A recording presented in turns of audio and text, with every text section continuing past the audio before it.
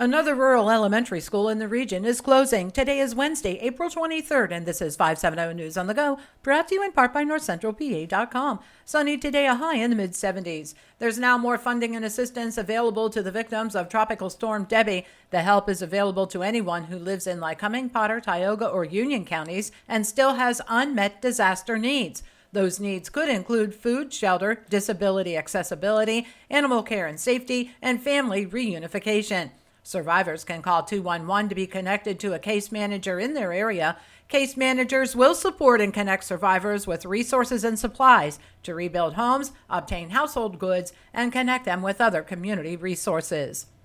Another rural elementary school is closing in the region. The Sun Gazette reports that last night, by a vote of 6-2, the Montoursville School Board voted to permanently close the Loyalsock Valley Elementary School.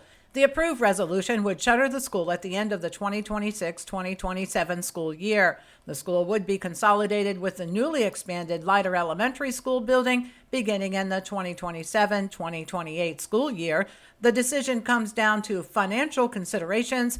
There has been declining enrollment, and the rural school is in need of renovations and upgrades. The soccer fields in Kogan Station have been vandalized. On Tuesday, the Lycoming Regional Police were called to the AYSO Jones Field on McGee Road on reports of vandalism. A vehicle had driven through the youth soccer fields, causing significant damage. Multiple tire tracks and ruts were scattered across the field.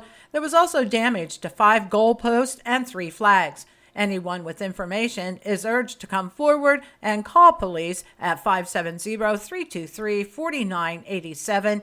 A dark gray Volkswagen may be responsible for that destruction.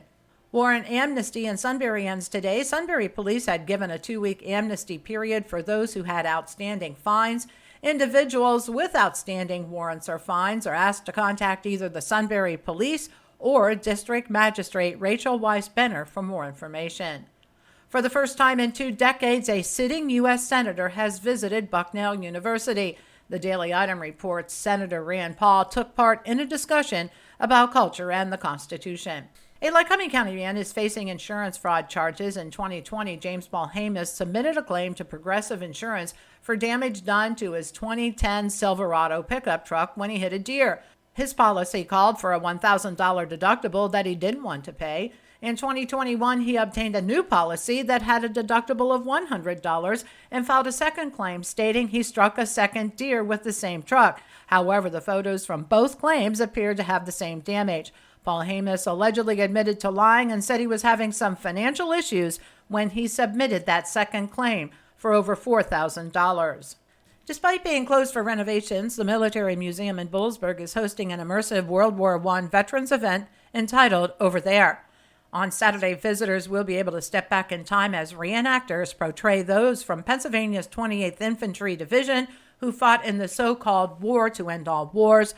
Admission is free for most things. The event will also feature a paid guided tour beginning at 2 p.m. And Governor Josh Shapiro has ordered all state flags to fly at half-staff in honor of Pope Francis, who died on Easter Monday. The flags will remain lowered until the date of interment. For the latest in news and events, head on over to NorthCentralPA.com. I'm Liz Brady, and you're up to date with 570 News on the Go.